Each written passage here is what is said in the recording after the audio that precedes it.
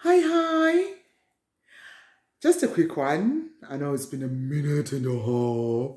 How is everybody doing? I'm doing well. I posted a status on my Facebook and I was saying after this has passed, I'm going to change careers.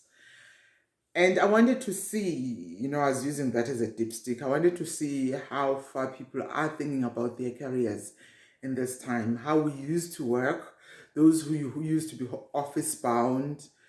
Surely by now they are seeing that it's even possible to work remotely.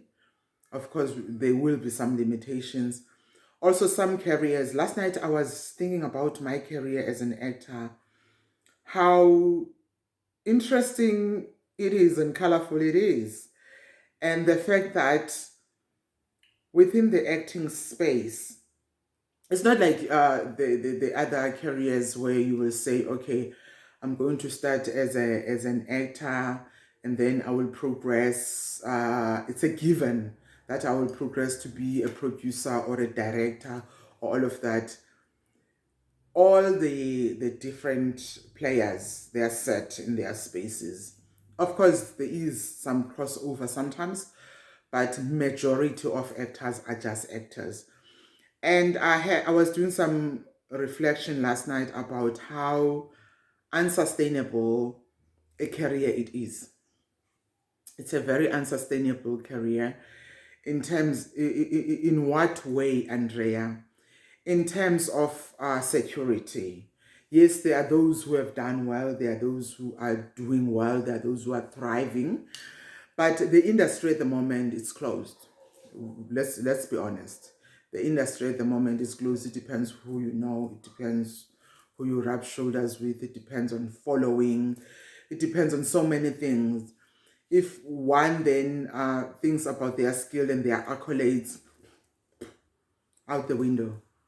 Very few companies now actually recognize you for your accolades. Yes, it will be, just for, the black and white writing that it's a stellar cast, it's the A-listers and all of that. But what makes an A-lister? It's someone who has given you opportunity to actually thrive and get to be in that level. And so going back to the post, some of the people were laughing, some were sad. Actually, majority of the people were sad. I did not engage them on why they were sad because I said, after this, I'm going to reconsider being an actress. And for me, in terms of polls, it meant that somewhere, somehow, we understand how when one person is affected, we all get affected. And the decisions that we make, how they affect other people. Some, I'm sure, were sad because they're thinking, oh no, she's a great actress. Now we're going to miss her on our screens. Hi, I'm also a life coach. And if you've noticed, I've actually been working hard on that line, developing that as well. Because I noticed that if you depend on one thing, you will never get to where you need to be. There was an interview that was done by Umamuneo Mhlenkonyeni. May her soul continue to rest in peace and may she rise in power. Um, in the interview she was doing with Umhlaba Wenene, and she spoke about, they asked her, when is she going to retire? And she said, there's no retirement in this industry. The only time you will retire is when you are lying on your back cold. That hit hard. That hit me so hard because I realized that, for instance, with other industries, when they reach a certain age, they know that now I can go home. I've got a pillar of comfort, which is retirement, in terms of finances. Now I can go and rest. Of course, within the performing arts industry, we portray and demonstrate life. We emulate everyday living. Therefore, there will be old people, there will be mamas, there will be this and that.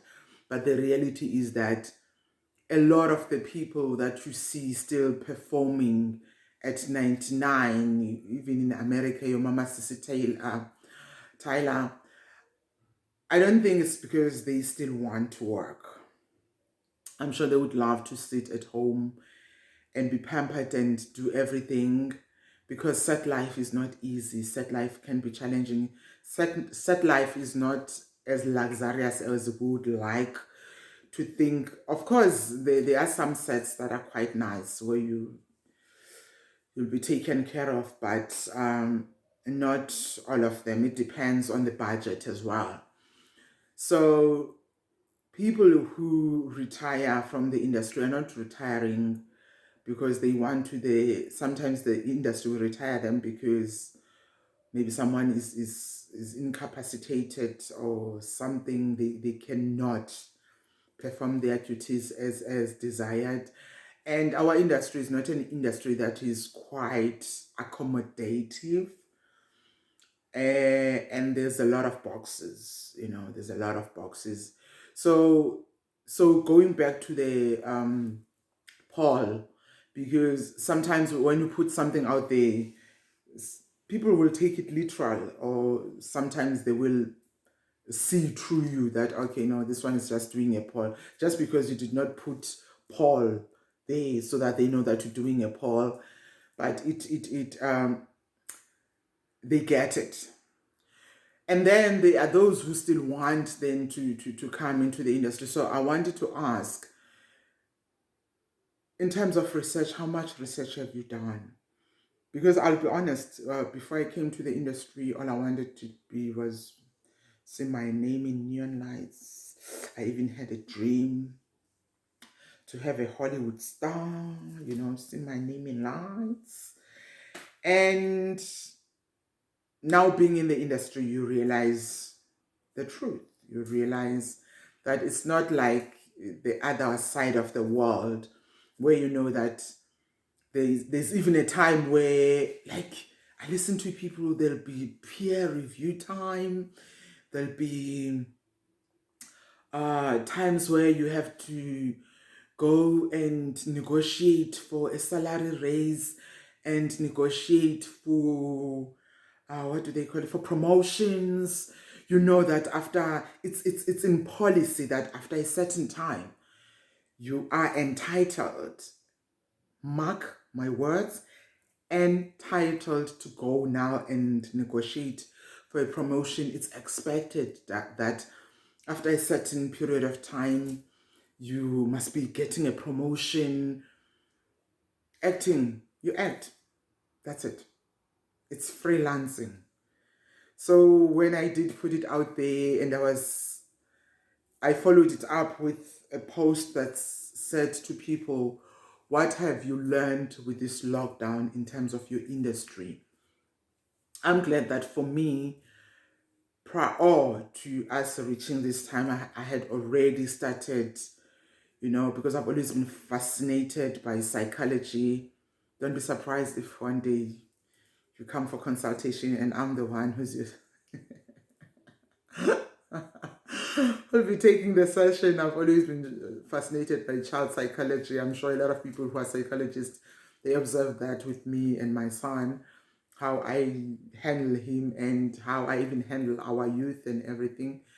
So I'm asking again, what lessons have you learned from this lockdown, or what lessons are you learning? I know, of course, you are still overwhelmed because it's still a process. We're still in the process. What lessons are you learning?